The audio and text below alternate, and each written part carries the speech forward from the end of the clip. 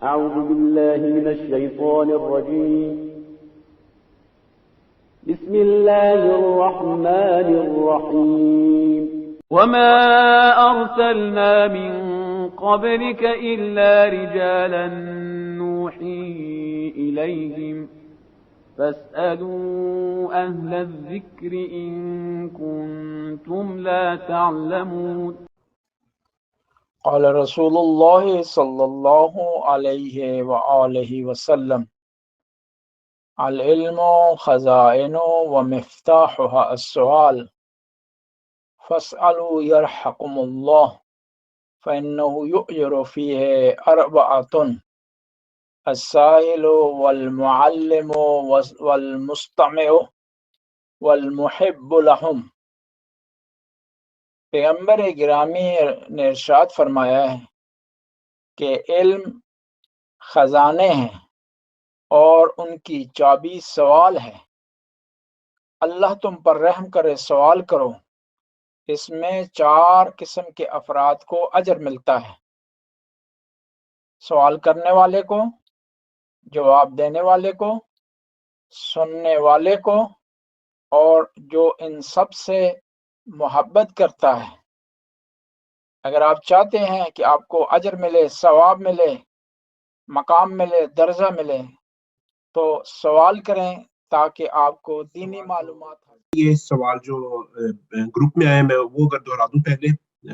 جی، یہ غسل میت کے حساب سے پہلا سوال ہے کہ مرد کی بالکل تمام انبیاء کا جو کہ میسیج توحید کے حوالے سے تھا، تو وہ سب کے لیے تھا۔ میرا سوال یہ ہے کہ ہم دیکھتے ہیں کہ ایک وقت میں یا بہت جس سے طرح ضیاء الحق بھی شہید ہے، بھٹو بھی شہید ہے، تو یہ اسلام آیا کہ یہ وہ شہادت کے رتبے پہ ان کو فائز کرنا جائز ہے یا صحیح ہے یا نہیں کون صحیح؟ سے ہیں، مستحب کیا ہے اور سنت کیا ہے؟ آپ نے ذکر کیا ہے جس طرح وعدہ پورا کرنے کا، وعدہ کرنے کے بعد، اور صلہ رحمی اور فساد جو ہے نہ پھیلانے کا، یہ اخلاقیات میں آپ نے درس میں وعدے کا ذکر ہو رہا تھا، تو وہ اس تناسب سے میرا یہ سوال ہے کہ جس طرح انسان، اب ہر انسان خاص طور پہ جو شادی شدہ ہے، ان کا یہ ہوتا ہے کہ جوش خطابت میں بعض کا شریک حیات سے کوئی ایسا وعدہ کر لیتے ہیں جو کہ بعد میں پورا نہیں ہو سکتا۔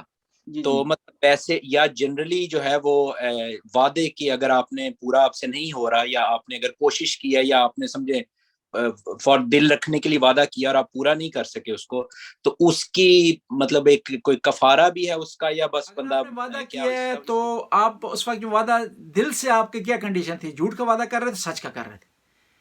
اگر آپ نے جھوٹ کا وعدہ وہاں کیا ہے تو پھر اس کا کوئی جو ہے بات پورا نہیں کر سکے تو مسئلہ نہیں ہے کوئی بھی، ٹھیک ہے، آپ معافی مانگ لیں۔ اگر آپ نے سچ کا وعدہ کیا اور پورا نہیں کر سکے وہاں پر، اور اس میں آپ نے قسم ساتھ اٹھائی ہے یا نہیں اٹھائی، اگر آپ نے قسم وہاں پر نہیں اٹھائی تو وہاں پر بھی پھر کوئی کفارہ نہیں ہے۔ آپ جو اپنی شریک حیات سے بیٹھ کر آرام سے معافی مانگ لیں، اور اگر ساتھ قسم اٹھائیے تو پھر اس کا کفارہ ہے، کیونکہ آپ نے قسم توڑی۔ مثلا آپ وہاں کہتے ہیں کہ خدا کی قسم میں آپ کے لیے کپڑے خریدوں گا، آپ کو شاپنگ پر لے جاؤں گا، آپ کے لیے تحفہ خریدوں گا، آپ کی برتھ ڈے پر آپ کو نئی گاڑی خرید کر دوں گا، یہی وعدے ہوتے ہیں نا، اور کوئی تھوڑا کیا ہوتا ہے؟ تارے توڑنے والا وعدہ تو کوئی بھی نہیں ہوتا جی آسمان سے تارے توڑنے یا نہر کھودنے کا وہ لیلا مجنو کی طرح کوئی وعدہ بھی ایسا نہیں ہوتا۔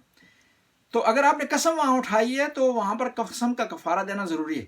قسم کا کفارہ یہ ہے کہ یا آپ جو ہے 10 غریبوں کو کھانا کھلائیں، یا 10 جو ہے غریبوں کو لباس دیں، یا 3 دن روزے رکھیں۔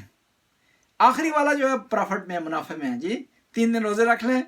جو ہے وہ روزے رکھنے کا ایک فائدہ یہ ہوگا کہ کھانے کی بچت بھی ہوگی، دوسرا روزہ رکھ کر آپ سونا شروع کر دیں تو وہ وعدے کے ٹینشن بھی ختم ہو جائے گی کہ وہ آپ کو بار بار کوئی کوسے یا اس کو آپ سے لڑائی کرے، جھگڑا کیوں کرے۔ ایک اور چیز یہاں پر بتاؤں کہ جھوٹ بولنا حرام ہے، لیکن جن موارد میں جھوٹ بولنا جو ہے جائز ہے، ان میں سے ایک یہ مورد بھی ہے کہ آپ نے جو ہے وہ آپ سمجھ رہے ہیں کہ آپ کے گھریلو تعلقات خراب ہو رہے ہیں، لیکن اگر آپ کوئی وعدہ کریں گے، کوئی شاپنگ کا، کپڑوں کا، یا کوئی اس قسم کا وعدہ کریں گے تو یہ آپ کے گھریلو تعلقات ٹھیک ہو جائیں گے، لیکن اس کی طرف سے آپ کو پتہ ہے کہ آپ کے پاس کیا ہے، رود نہیں ہے، آپ کے پاس پیسے نہیں ہیں، آپ کے پاس اماؤنٹ نہیں ہے، افورڈ نہیں کر سکتے، لیکن یہاں پر اپنے تعلقات ٹھیک کرنے کے لیے جھوٹ آپ بول سکتے ہیں اور جھوٹا وعدہ وہاں پر کر سکتے ہیں۔ یہ جو جھوٹ بولنے کے استثنائی موارد ہیں کہ جہاں پر جائز ہے ان میں سے ایک یہ جائز ہے. مسئلہ یہ ہے کہ اسلام یہ چاہتا ہے جھوٹ جو حرام قرار دیے اس وجہ سے کہ فساد نہ پھیلے. لیکن اگر سچ بولنے سے فساد پھیل رہا ہو، ٹینشن بن رہی ہو، تو پھر یہ حکم تبدیل ہو جاتا ہے. جس طرح روزہ رکھنا واجب ہے، لیکن روزہ کس لیے؟ صحت کے لیے. لیکن روزہ رکھنے سے صحت بگڑ رہی ہو تو روزہ رکھنا جو ہے وہ جائز نہیں ہے. مثال کے طور پر آپ کے جھوٹ بولنے سے ایک آدمی کا قتل بچ جاتا ہے. مثال ایک آدمی ہے، بندوق اس نے اٹھائی ہوئی ہے، وہ پوچھ رہا آپ سے کہ جو ہے فلاں آدمی جو ہے محمد خان جو ہے وہ اس گھر میں رہ رہا ہے، وہیں رہ رہا ہے. آپ کو پتا ہے کہ سچ بولیں گے تو اس آدمی قتل ہو جائے گا مومن. تو وہاں جھوٹ بولیں کہ کہیں کہ یہ آدمی محمد خان نامی آدمی یہاں پر نہیں رہتا. لیکن اس میں بھی کوشش کریں پہلے توریہ استعمال کریں. توریہ کی گنجائش نہ ہو، توریہ کی گنجائش نہ ہو تو پھر کیا ہے؟ سری جھوٹ بولتے ہیں واضح. توریہ کیا ہوتا ہے کہ بعض اوقات آپ جھوٹ بولتے ہیں لیکن آپ کی نیت اور ہوتی ہے. مثال کے طور پر عرض کروں گا، مثال کے طور ایک آدمی کا جو ہے وہ آپ اس کو نہیں بتانا چاہتے کہ آپ گھر میں کوئی مسئلہ ہے، کوئی معاملہ ہے، گھر میں بتائیں گے تو فوراً آ جائے گا. آپ پاس گھر میں کھانا نہیں ہے، پذیرائی نہیں کر سکتے، آپ ایک خاص کنڈیشن میں ہیں، گھر میں مہمان نہیں لے سکتے اور اس کو بھی نہیں کہہ سکتے کہ آپ گھر میں. تو آپ کیا دروازہ کھول کر کے باہر چلے جاتے ہیں اور وہاں سے کہہ دیتے ہیں کہ میں گھر میں نہیں ہوں.